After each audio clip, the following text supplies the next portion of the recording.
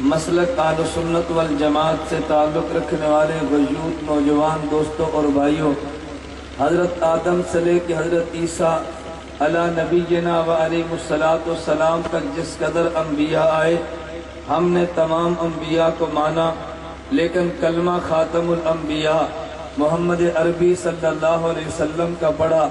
حضرت رسول اللہ پر نازل ہونے والے قرآن سے قبل تورات نازل ہوئی، ہم نے مانا، انجیل نازل ہوئی، ہم نے مانا، زبور نازل ہوئی، ہم نے مانا، مگر ہم نے قرآن کریم کو زندگی کا دستور بنایا۔ ہم سے یہود نے پوچھا انجیل موجود، ہم سے یہود نے پوچھا تورات موجود تھی، تم عمل کیوں نہیں کرتے؟ ہم سے نصارہ نے پوچھا انجیل موجود تھی، تم عمل کیوں نہیں کرتے؟ ہم نے انصارہ اور یہود کو ایک جواب دیا کہ ہم قیامت تک کے لیے آخری نبی کی امت بن کر آئے ہیں، ہمارے نبی آخری تھے، حضرت موسیٰ نبی تھے، ہم نے مانا، عیسیٰ نبی تھے، ہم نے مانا، ہمیں ایسی کتاب چاہیے تھی، ہمیں قیامت تک آنے والے تمام مسائل کا حل دیتی۔ ہم نے تورات کو کھولا، اس میں سارے مسئلے موجود نہیں تھے۔ ہم نے انجیل کو کھولا، اس میں سارے مسئلے موجود نہیں تھے۔ ہم نے قرآن کو کھولا، اس میں سارے مسئلے موجود تھے۔ ہم نے اس لیے قرآن کو مانا کہ تورات ہمارے وقت کے اعتبار سے ناقص نامکمل کتاب ہے، انجیل اس دور کے اعتبار سے نامکمل کتاب ہے۔ ہم نے جب یہود اور نصارہ کو یہ جواب دیا ہم تورات اور انجیل پہ اس لیے عمل نہیں کرتے کہ نامکمل کتاب ہے، ہم سے یہودی نے کہا اگر اس لیے تورات نامکمل ہے، سارے مسئلے تورات میں موجود نہیں ہے، آؤ میں تمہیں بتاتا ہوں تمہارے قرآن میں کتنے مسئلے موجود نہیں ہے۔ عیسائی نے فوراً کہا اگر تم نے انجیل کو اس لیے نہیں مانا، انجیل نامکمل کتاب ہے، آئیے پھر میں تمہیں قرآن کریم میں دکھاتا ہوں کتنے مسئلے قرآن میں موجود نہیں ہے۔ میں نے پوچھا وہ کون سا مسئلہ جو قرآن میں موجود نہیں تھا؟ یہودی نے کہا ارے یہ ٹیلی فونک کا دور ہے، اگر لڑکا پاکستان میں، لڑکی بیرون ملک امریکہ میں موجود ہے، ٹیلی فونک اگر نکاح ہو یہ ہو جائے گا یا نہیں ہوگا؟ مجھے مسئلہ قرآن سے پیش کر دے۔ اس نے فوراً کہا اگر ایک آدمی کا خون دوسرے کو دے دے انتقال خون جائز ہے، مجھے قرآن سے ثابت کر دے۔ میں نے یہودی اور عیسائی سے کہا ارے یہ مسئلہ قرآن میں موجود تو نہیں ہے۔ وہ فوراً کہنے لگا تم نے تورات کو اس لیے نہیں مانا، یہ نامکمل کتاب ہے، تم نے انجیل کو اس لیے قبول آج نہیں کیا، یہ نامکمل کتاب ہے۔ پھر اگر میں یہ بات کہہ دوں قرآن بھی نامکمل کتاب ہے، تم قرآن کو بھی چھوڑ دو۔ میں نے کہا نہیں نہیں، تورات انجیل اور قرآن میں ایک فرق ہے۔ ارے تورات انجیل قرآن میں فرق ہے، فرق یہ ہے تورات کا متن موجود ہے، تورات کی شرح موجود نہیں ہے، انجیل کا متن موجود ہے، انجیل کی شرح موجود نہیں ہے، مگر قرآن جو کتاب رب نے ہمیں دی ہے اس کتاب اللہ کا متن بھی موجود ہے، احادیث پیغمبر شرح بھی موجود ہے۔ کوئی مسئلہ میں قرآن کے متن سے لے لوں گا، کوئی مسئلہ پیغمبر کی بیان کردہ حدیث قرآن کی شرح سے لے لوں گا۔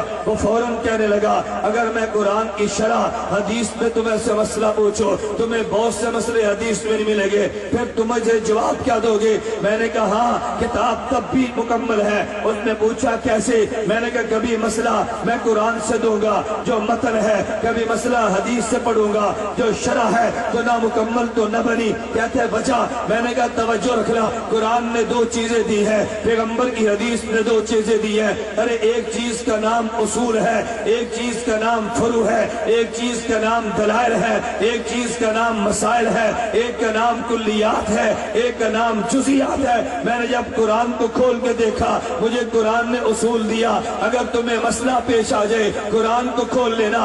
پارہ 12 نمبر 8 یہ سورہ اعراف آیت نمبر 3 میں موجود تھا، اتبعوا ما انزل الیکم من ربکم۔ اللہ اگر مسئلہ قرآن میں نہ ملے فرمایا میرے پیغمبر کی سنت کو دیکھ لینا، قل ان کنتم تحبون اللہ فاتبعونی۔ پارہ نمبر 3 آل عمران سورۃ آیت نمبر 31 میں موجود تھا۔ اللہ پیغمبر کی سنت میں مسئلہ نہ ملے پھر کہاں پہ دیکھو؟ خالق کی طرف سے کہ تم اجماع امت کو دیکھ لینا۔ پارہ نمبر 5 سورۃ النساء آیت نمبر 115 میں اعلان کیا وَمَن يُشَاقِقِ الرَّسُولَ مِن بَعْدِ مَا تَبَيَّنَ لَهُ الْهُدَى وَيَتَّبِعْ غَيْرَ سَبِيلِ الْمُؤْمِنِينَ۔ اللہ اگر اجماع میں نہ ملے پھر کہاں سے تلاش کرو؟ فرمایا اجتہاد اور قیاس کو دیکھ لینا۔ پارہ نمبر 21 سورہ لقمان آیت نمبر 15 وَاتَّبِعْ سَبِيلَ مَنْ أَنَابَ إِلَيَّ۔ تمہیں رب نے مجھے درس دے دیا، اگر تمہیں مسئلہ پیش آ جائے کبھی کتاب اللہ کو کھول لینا، اگر مسئلہ پیش آ جائے کبھی سنت رسول اللہ کو دیکھ لینا،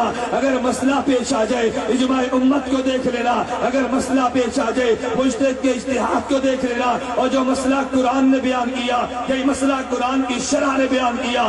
اللہ کے پیغمبر نے معاذ سے پوچھا معاذ تم یمن جاؤ گے، لوگ مسئلہ پوچھیں گے دلیل کیا بکتاب اللہ، حضور قرآن سے کھول کے بتا دو گا۔ اگر معاذ قرآن میں نہ ملے کیا بسنت رسول اللہ، پیغمبر تمہاری سنت سے مسئلہ بتا دو گا۔ علم تجد، اگر سنت میں نہ ملے کہ حضور اجتہد برائیے، میں اجتہاد کروں گا۔ پیغمبر نے اصول دے دیے، مسئلہ کتاب اللہ میں ہوگا، مسئلہ سنت میں ہوگا، مسئلہ اجتہاد میں ہوگا۔ پھر پیغمبر نے ایک اور اصول دیا، ان اللہ لا یجمع امت محمد علی الضلالہ، میری امت کو اللہ کبھی ضلالت پہ جمع نہیں کرتی۔ مسئلہ اجماع میں دیکھ لینا۔